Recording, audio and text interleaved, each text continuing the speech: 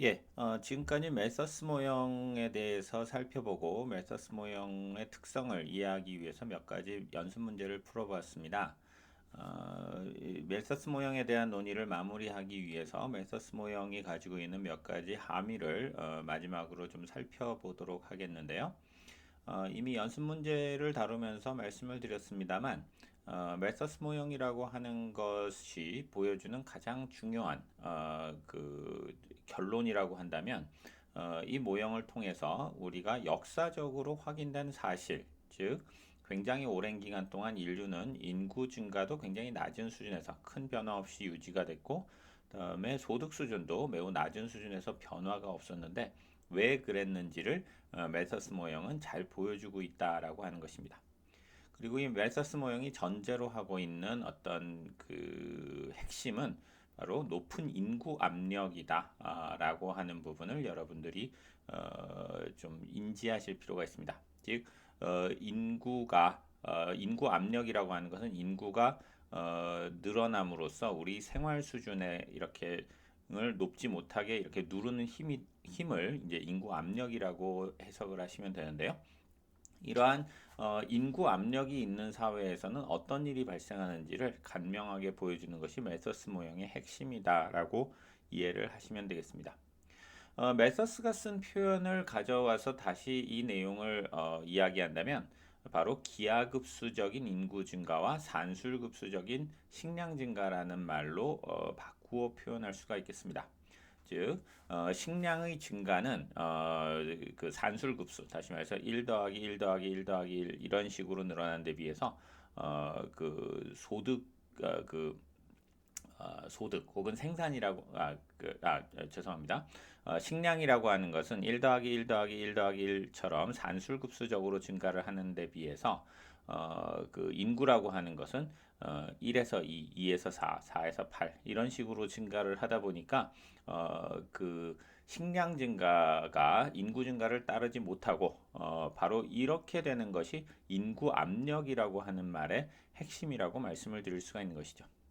그래서 전근대 사회에서는 인구 압력이 즉 생산의 증가가 인구의 증가를 도저히 따라가지 못하는 이러한 상황에 있기 때문에 그 인구도 늘어나지 못하고 생산도 낮은 수준에 머물러서 소득이 낮게 머물렀지만 이러한 관계의 근본적인 변화를 가져오게 되는 것이 산업혁명이었다. 이렇게 말씀을 드릴 수가 있겠습니다. 즉 산업혁명이 이루어지면서 인구 증가보다도 더 빠른 속도로 생산이 늘어날 수 있었기 때문에 어, 과거와는 달리 인구가 증가함에도 불구하고 소득 수준이 늘어날 수 있었다라는 것을 우리가 그 좀 더 메서스 모형의 확장으로서 왜 산업혁명 이후에는 인구 증가와 생산 증가가 이루어지는가를 동시에 진행될 수 있는가를 설명하는 데 있어서 그와 같은 부분을 이해할 수 있었다 이렇게 말씀을 드릴 수가 있겠고요. 이와 아울러서 메서스 모형이 보여주는 하나의 좀 암울한 부분 중에 하나는 높은 인구 압력 하에서는 재분배 정책도 생활 수준을 높이는 데는 큰 기여를 할 수가 없다. 다시 말해서 재분배를 하더라도 그 재분배에 의한 생활 수준의 증가는 다시 인구 증가에 의해서 소진되기 때문에 재분배 역시 생활 수준을 향상시키는 데는 기여하지 못한다는 또 하나의 암울한 전망을 제시하고 있다는 부분도 흥미로운 특징이라고 말씀을 드릴 수가 있겠습니다.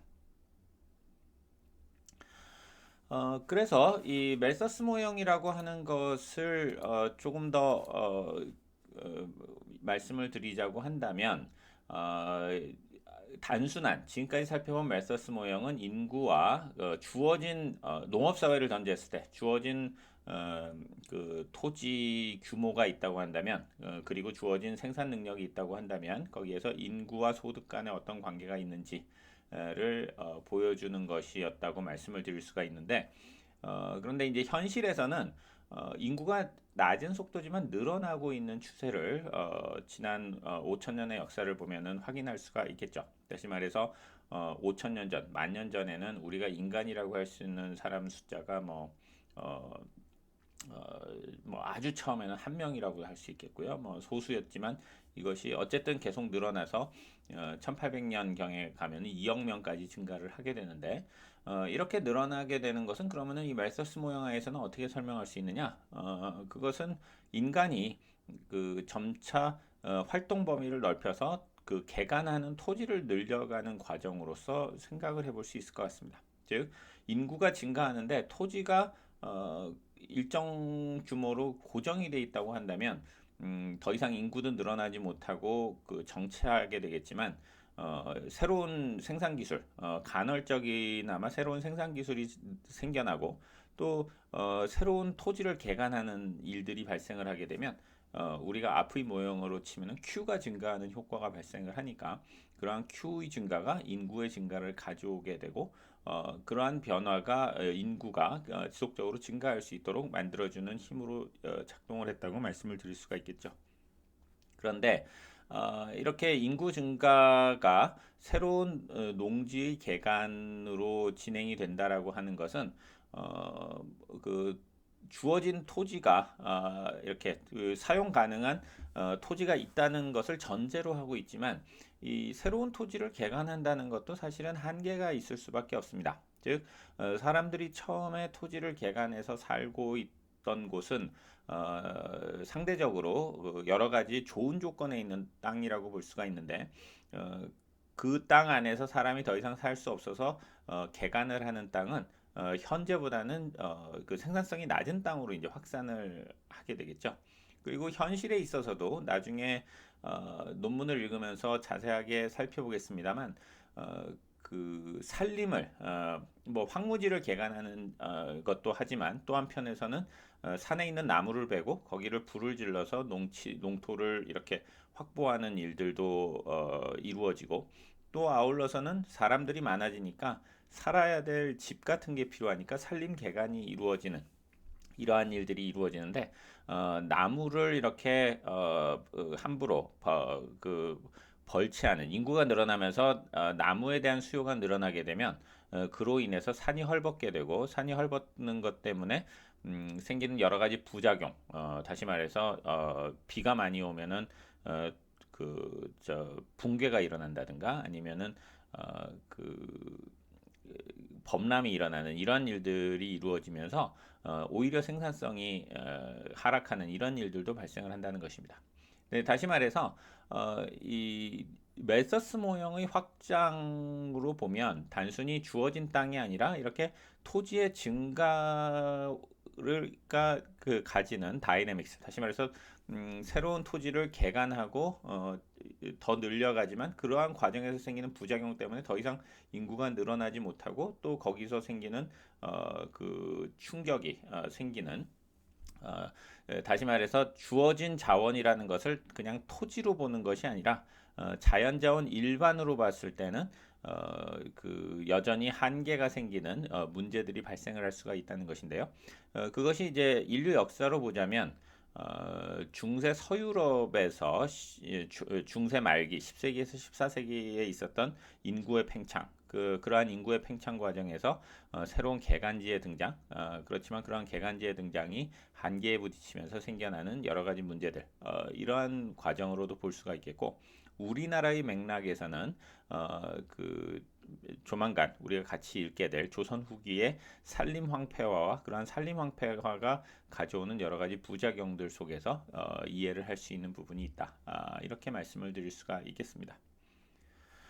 아울러서 메서스 모형이라고 하는 것이 전근대 사회를 전제로 해서 설명을 드렸습니다만 자원이라고 하는 것이 유한하다라고 하는 맥락에서 보자면 오늘날의 우리 현실을 설명하는데도 메서스 모형은 사실은 다양한 방식으로 등장을 합니다.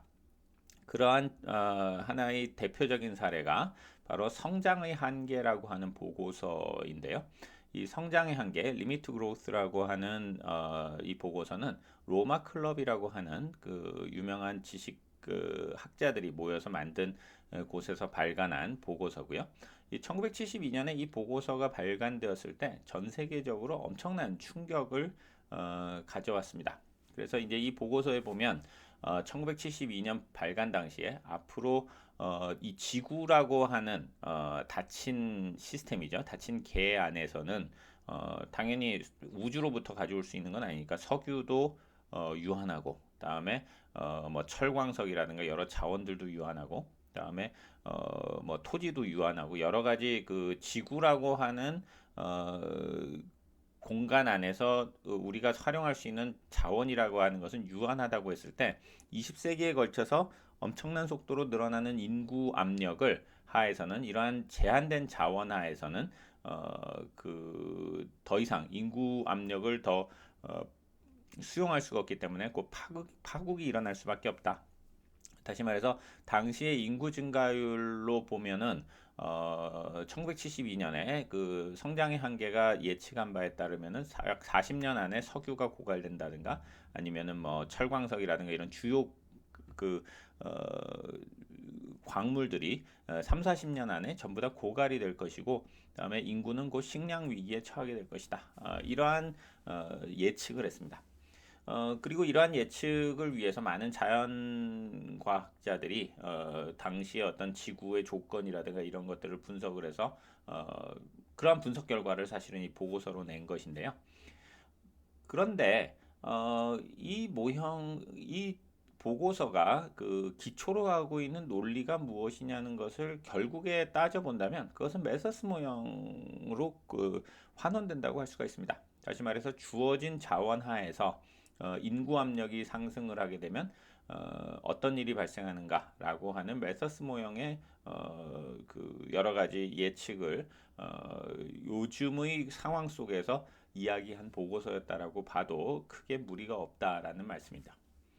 그런데 현실적으로 보면 이 보고서가 1972년에 나오고 2004년에 개정판이 나왔는데, 오늘날 2020년의 기준으로 보면 그들의 예측은 거의 실현되지 않았습니다. 석유의 예를 들자면 1972년 당시에 그들이 30년에서 40년이면 전 세계 석유가 고갈된다고 했지만, 그 이후로도 뭐 예를 들어서 2000년에 와서는 앞으로 뭐 60년 이후에 고갈된다라는 이야기가 많이 됐고, 현재 와서는 지금 석유의 고갈을 이야기하는 사람들은 아무도 없죠. 어, 그러면 왜 이런 일이 발생을 하느냐? 그것은 어, 우리가 그 석유라는 자원의 존재를 이야기할 때 이것을 기술 발전과 연결시키고 경제적인 어떤 변수와 연결시켜서 생각하지 않았기 때문에 이런 문제가 있었다라고 말씀을 드릴 수 있을 것 같습니다. 무슨 얘기냐면, 예를 들어서 우리가 석유를 어,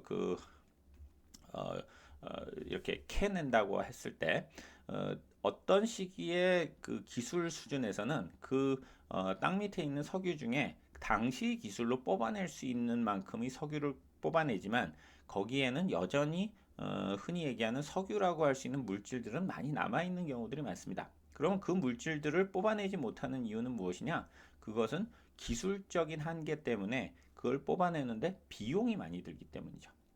하지만 석유의 소비가 늘어나서 석유 가격이 계속 상승을 하게 되면 그 밑에 예전에는 뽑아내지 않았던 것을 뽑아내는 것이 경제적으로 이익을 낼 수 있기 때문에 그것을 더 뽑아내는 일을 하게 되고요. 그 과정에서 그걸 뽑아내는 것이 이익이 된다면 새로운 기술의 개발을 통해서 그 석유들을 더 싼 가격으로 뽑아내는 시도들이 이루어지게 된다는 것입니다. 이것이 기존의 유정에서도 일어나지만 또 다른 방식으로 일어났던 대표적인 것이 지난 10여 년 사이에 미국을 중심으로 해서 일어났던 셰일가스라고 하는 것이죠. 즉 과거에는 그런 셰일가스를 뽑아내는 것이 경제적으로 타당하지 않았지만, 석유 가격이 30달러 이상 혹은 40달러 이상으로 올라가게 되면 그런 셰일가스를 뽑아내는 것이 경제적인 타당성을 가지기 때문에 그 기술을 개발해서 셰일가스를 뽑아내는 일을 시작을 하게 된 것이고, 그 결과로 미국은 오늘날에 와서는 지난 10여 년 사이에 석유를 더 이상 수입하지 않고 국내에서 생산하는 석유로만도 충분히 수요가 충족되는 이러한 변화가 발생할 수 있었던 것입니다. 다시 말해서 이 성장의 한계라는 보고서는 자원의 유한성이라는 것을 지나치게 단편적으로 이해를 했다.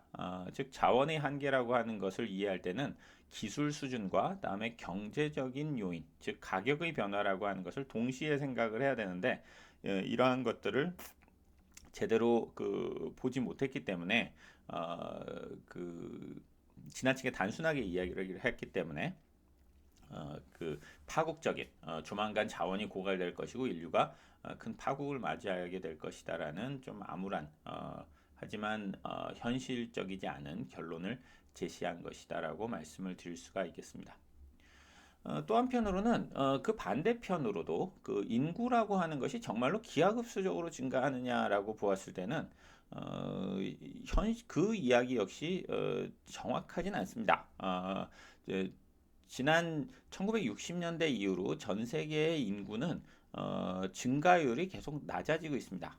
이 그림에서 보여드리는 것처럼 인구 증가율은 전 세계적으로 아프리카를 제외하면 매우 빠른 속도로 낮아져서 아직 아프리카 남부 지역을 보면은 이 그림에서 보여드리는 것처럼 출산율이 여성 1인당 뭐 5명을 평생토록 낳는 이 수준이 될지 모르지만 다른 모든 대륙에서는 거의 2명으로 지금 수렴을 하고 있고요. 특히 우리나라라든가 선진국으로 가면 2명 이하로 내려가는 것이 뚜렷하게 나타나는 모습을 볼 수가 있습니다. 따라서 인구의 증가도 기하급수적으로 늘어나는 것이 아니기 때문에 조만간 인구는 전 세계적으로 봤을 때 약 100억 명 수준에서 안정기로 접어들 것이다라는 것이 조심스럽게 요즘 나오는 예측이고요. 이러한 상황에서는 그 인구의 폭발적 증가를 전제로 한 어떤 예측 역시 별로 설득력은 없는 측면이 있다. 이렇게 말씀을 드릴 수가 있겠죠. 그래서 앞서 말씀드린 것처럼 화석연료와 같은 재생 불가능한 자원의 고갈 역시 불가피한 것이 아니고 그러한 가격 변화 그리고 이제 기술 변화가 상호작용을 했을 때에는 새로운 이렇게 단순하게 고갈을 이야기하기는 어렵다. 물론 현재 지구가 가지고 있는 문제는 단순히 화석연료의 고갈 차원에 있는 것은 아니고 기후 변화라든가 이런 여러 가지 문제가 있기 때문에 많은 고민이 필요한 부분은 있습니다만 단순한 메서스 모형이 가지고 있는 제한된 자원과 인구 압력이라는 문제만으로 현실을 이해하는 것은 적절하지 못하다. 이렇게 말씀을 드릴 수가 있는 것이죠. 이상에서 그 메서스 모형이라고 하는 것을 말씀을 드렸는데요. 이 메서스 모형이 실제로 그 인구동학을 어떻게 전근대 사회의 인구동학을 어떻게 이해하는지 그리고 그러한 전근대 사회의 인구동학을 기초로 했을 때 오늘날의 인구 문제를 우리가 어떻게 이해할 수 있는지를 생각해 보기 위해서 우리나라의 역사를 좀 더 구체적으로 살펴보는 시간을 다음 주부터 갖도록 하겠습니다. 즉 우리나라의 사례를 중심으로 해서 출산, 혼인, 사망, 그리고 뭐 가족 간의 관계라든가 이런 사회 구조 이런 문제들을 논문을 읽으면서 차근차근히 살펴보는 일을 다음 시간부터 진행해 보도록 하겠습니다.